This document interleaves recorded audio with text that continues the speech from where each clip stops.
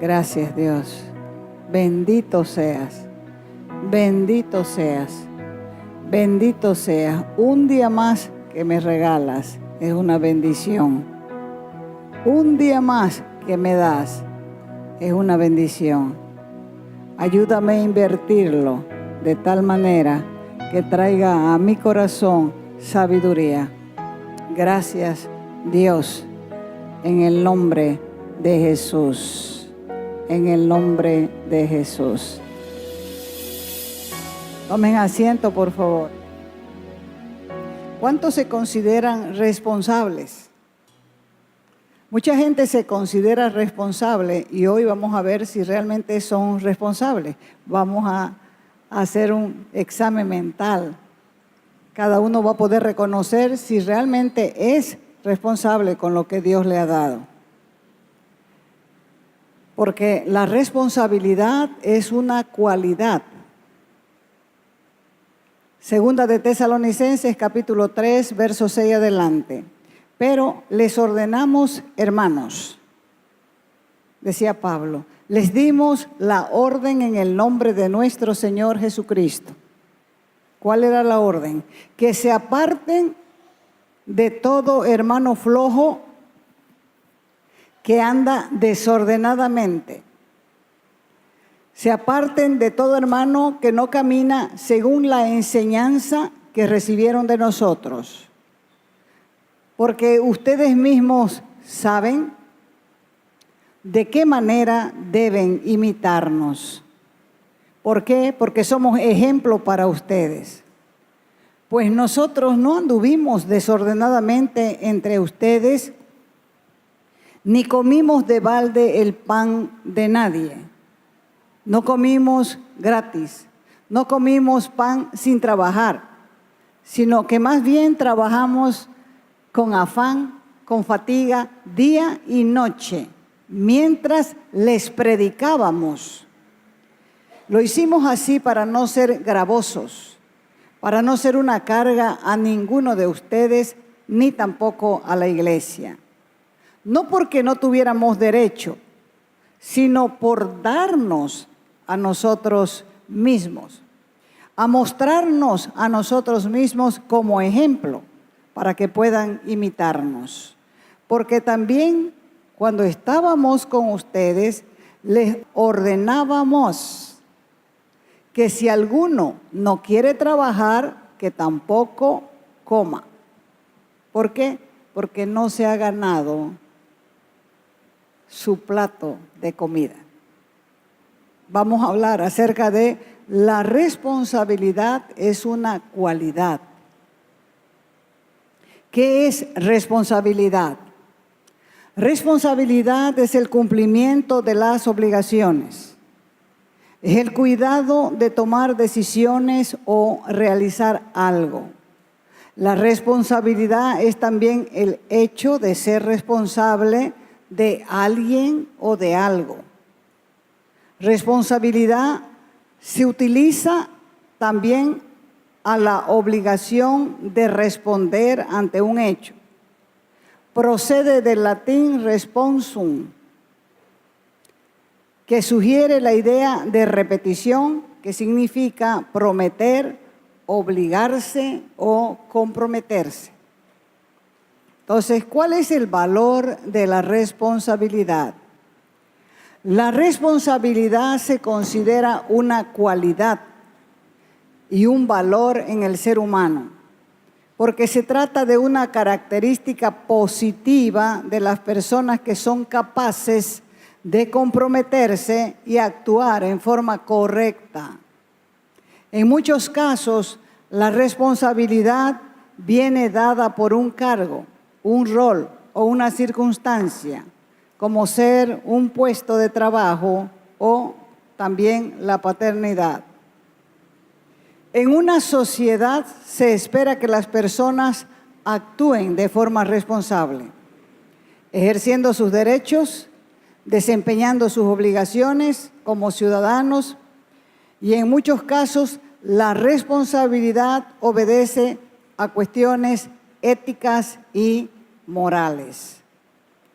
Dios es el Dios de las generaciones y estampa su marca de destino en hombres y mujeres que le obedecen en cada generación. Por ejemplo, Dios hizo pacto con Abraham diciéndole: vete de tu lugar, de tu tierra, deja tus bienes, tu parentela, deja la casa paterna. Yo te voy a llevar a una tierra que yo mismo te mostraré.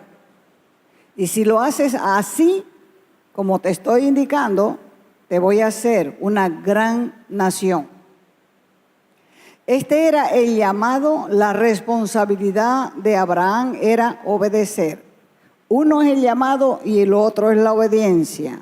Y toda persona tiene una gran oportunidad en su vida. Y esa era la de Abraham. La decisión era suya. Obedecer y salir hacia una tierra que no conocía o rechazar la oferta de ser una gran nación. Seguramente Abraham le contó a su padre Taré. Y el padre dijo: hijo, esta es tu gran oportunidad. Es la gran oportunidad que tienes de hacerte grande. No tenés hijos. Y la promesa es que va a hacer de ti una nación grande y bendecida. Yo creo que tienes que aceptar esta oportunidad y ponerte en marcha. Pero Taré significa el que duda o se detiene. Y tal como su nombre lo define, fue un atraso para Abraham porque el hombre se detuvo y no llegó al final. Dios le había dicho que deje la parentela y la obediencia de Abraham fue a medias. ¿Por qué? Porque se fue con su padre, se fue con su sobrino, con la esposa de su sobrino y se fue prácticamente casi con todo. Al principio iban ellos felices, llenos de entusiasmo, pero el cansancio, la fatiga, el calor y los problemas los agotaron y comenzó el desánimo y en medio camino se quedaron.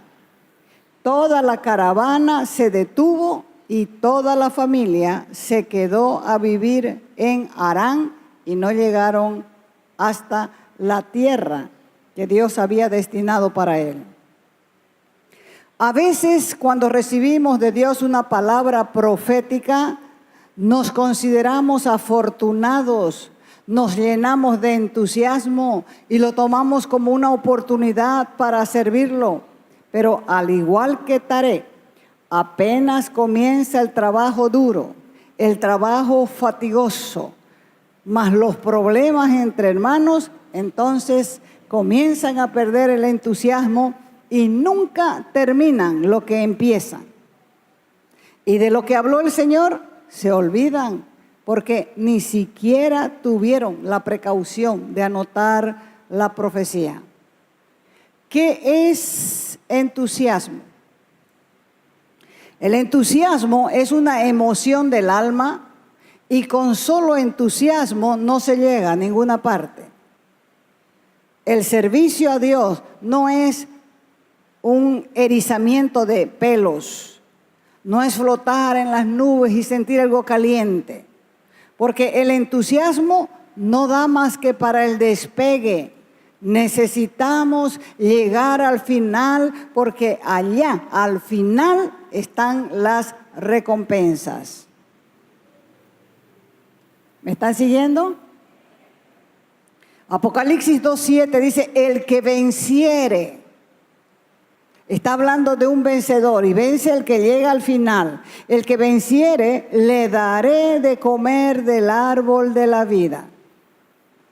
Apocalipsis 2:11 dice: al que venciere no sufrirá daño de la segunda muerte. ¿Para quién son las recompensas entonces? Para los vencedores, para los que llegan a la meta. ¿Y la meta dónde está? Al final. La meta está al final. Muchos empiezan de una manera excelente la vida cristiana. Parece que no van a parar nunca, para desilusionar al poco tiempo, porque se cansan, se hastían. Quizá desean seguir el viaje, pero no se esfuerzan. Y cada uno es responsable de avanzar. Quien no decide y determina avanzar, va posponiendo la decisión de esforzarse y no será exitoso. La responsabilidad personal no puede delegarse a otro.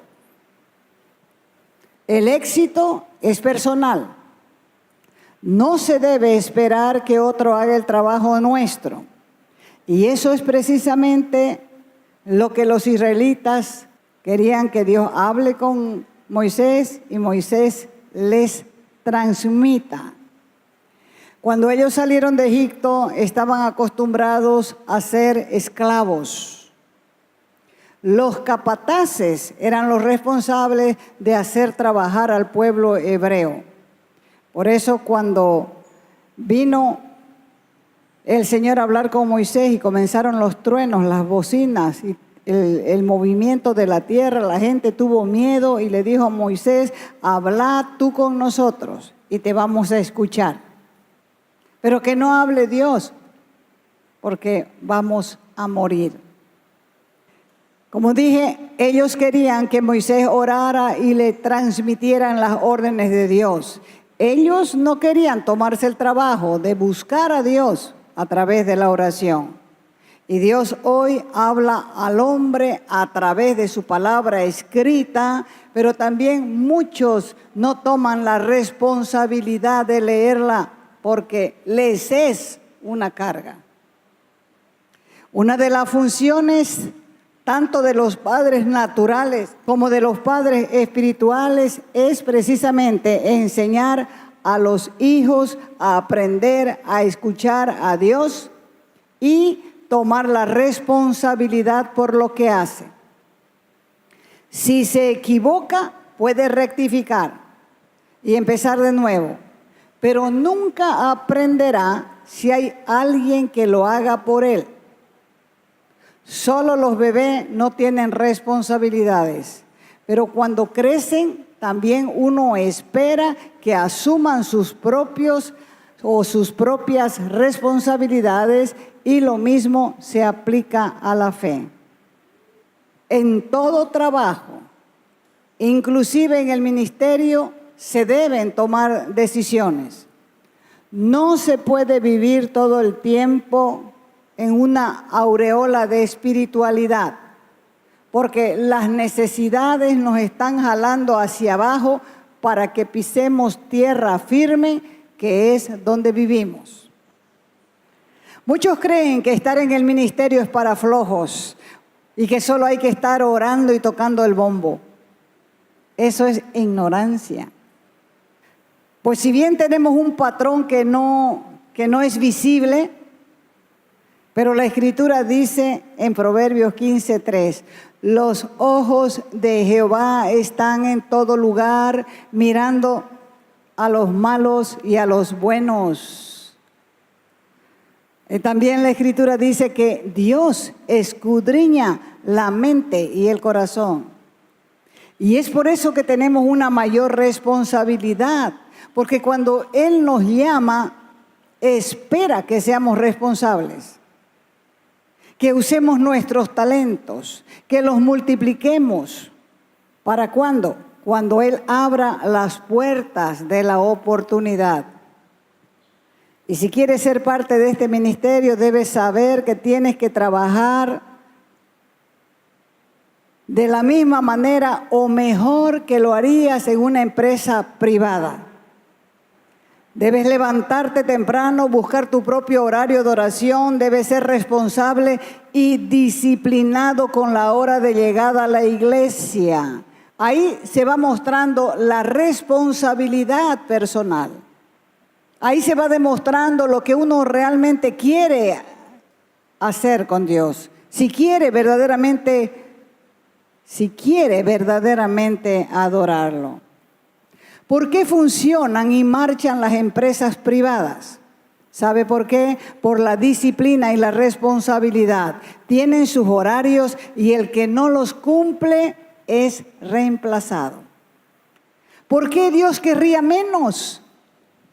Dios ha dicho que mientras es de día hay que cosechar. Y cuando llegue la noche, que es la muerte, entonces vamos a descansar. Ahora, mientras vivimos, es el tiempo de cosechar.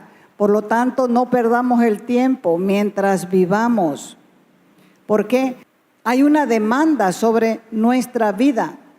Hay una demanda mayor sobre la vida de un creyente. ¿Por qué? Porque conocemos la verdad.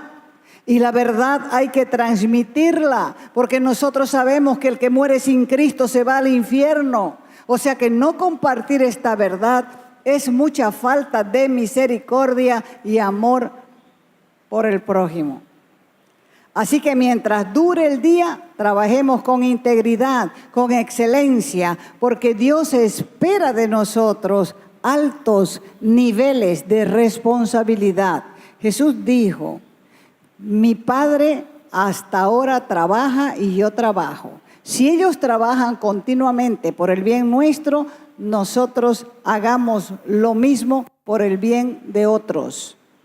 ¿Y sabe qué es lo más triste de todo esto? Que Dios nos manda a mirar a las hormigas. Sí, nos manda a mirar las hormigas en Proverbios 6 al 8. Dice: mira a la hormiga, perezoso. Observa sus caminos y sé sabio. Ella, está hablando de la hormiga, sin tener capitán, gobernador ni señor, prepara en el verano su comida, recoge en el tiempo de la siega su sustento. Aquí Salomón se dirige al flojo, al holgazán, que le encanta la comodidad, que vive cabeceando, no trabaja, no tiene oficio, solo quiere una pega para vivir del partido de turno sin trabajar. Dios en su sabiduría nos manda a mirar las hormigas que trabajan coordinadamente, que trabajan en equipos perfectos. Y las hormigas no necesitan jefe, no tienen capataz, no tienen un supervisor persiguiéndolas para que hagan su trabajo. Cada una de ellas sabe su función y cumplen sin reclamos, sin argumentos. Ninguna de ellas dice: ¿por qué tengo que hacerlo yo? Que lo haga otro. Tampoco dicen: eso no es parte de mi contrato, ni cosas similares. Lo más interesante de ellas es que conocen muy bien cuál es su posición en la organización. Ellas saben que su trabajo vale la pena. Saben que su esfuerzo es en beneficio de todos los que habitan en el hormiguero. Saben también administrar sus recursos y a veces toman parte de los mismos alimentos para poder salir a buscar más. ¿Cuántos han mirado las hormigas alguna vez? Cuando usted miró la hormiga alguna vez, era Dios ministrándole a través de la hormiga. No crea que lo hizo por curiosidad. Fue una inclinación puesta por Dios para tomar ejemplo de ellas. Las hormigas tienen un trabajo diligente y disciplinado. Cuando se topan entre ellas de frente, se acercan las antenas. Parece que están saludando, pero en realidad están pasando mensajes e instrucción. Están avisando del trabajo que hay que hacer.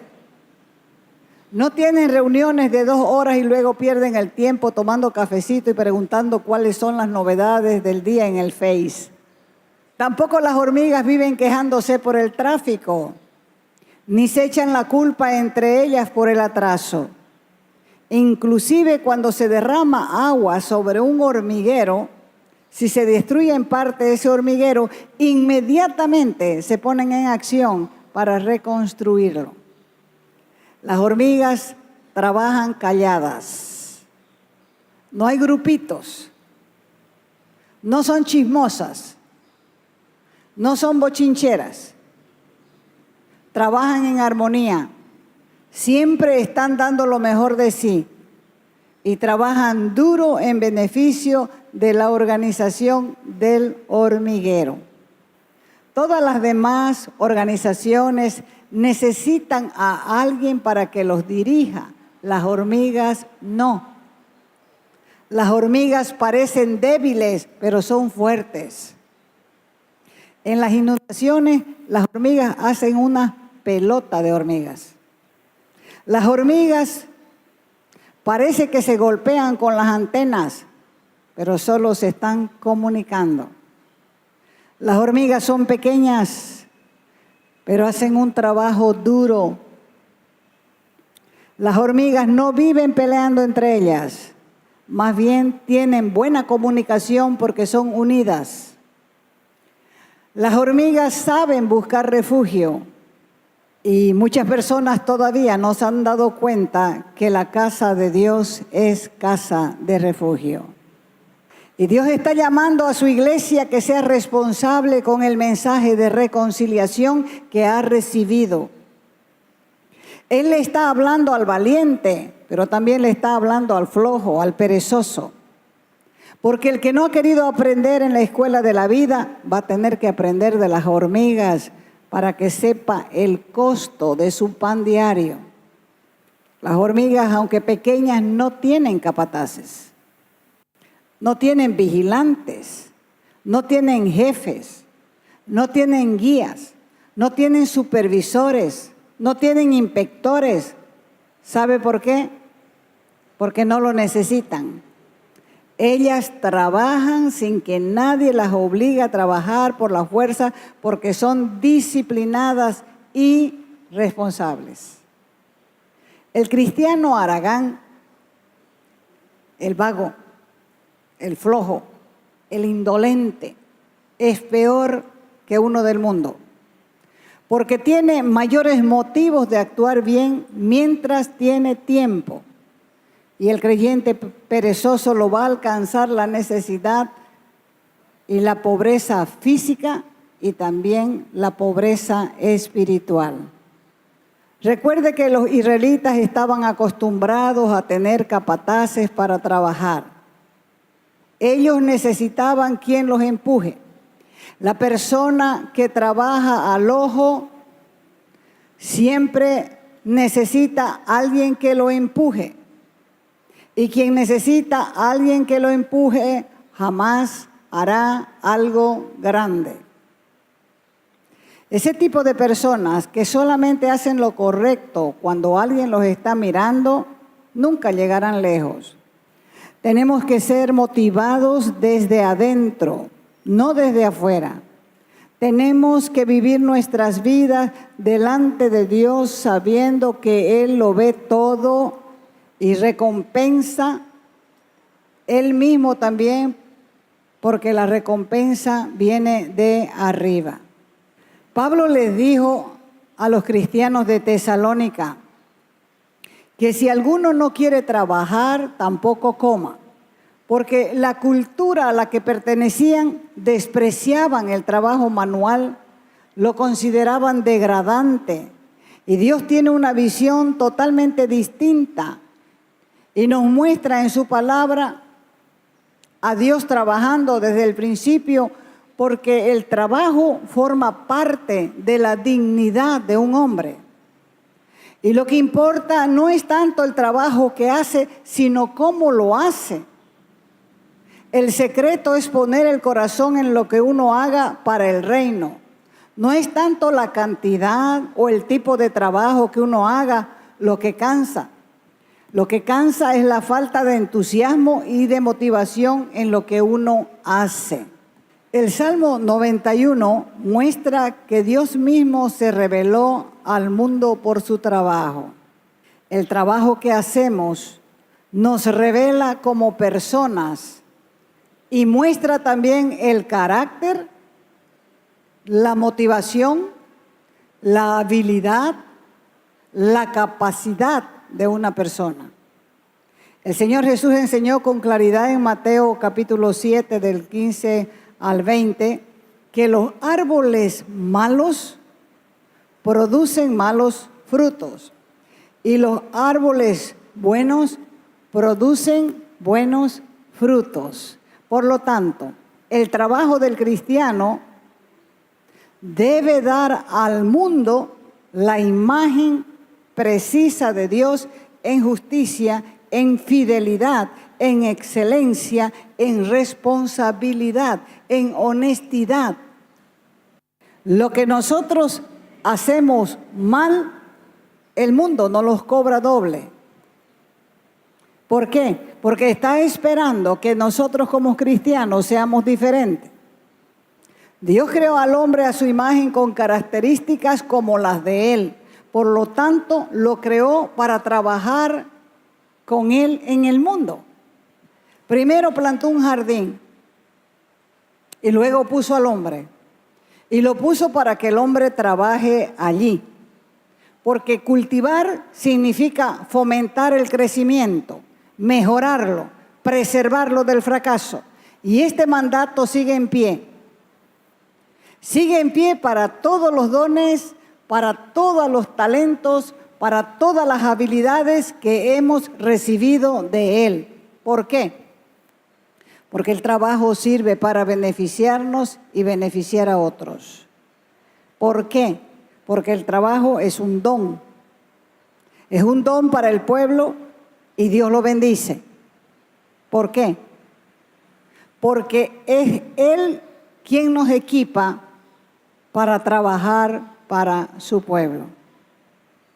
Entonces, el pecado pervirtió el diseño original del trabajo, porque aún en lo espiritual, el que no trabaja, el que no busca, el que no se esfuerza responsablemente para conocer, para aprender, para estudiar, para escudriñar la palabra, tiene la misma sentencia.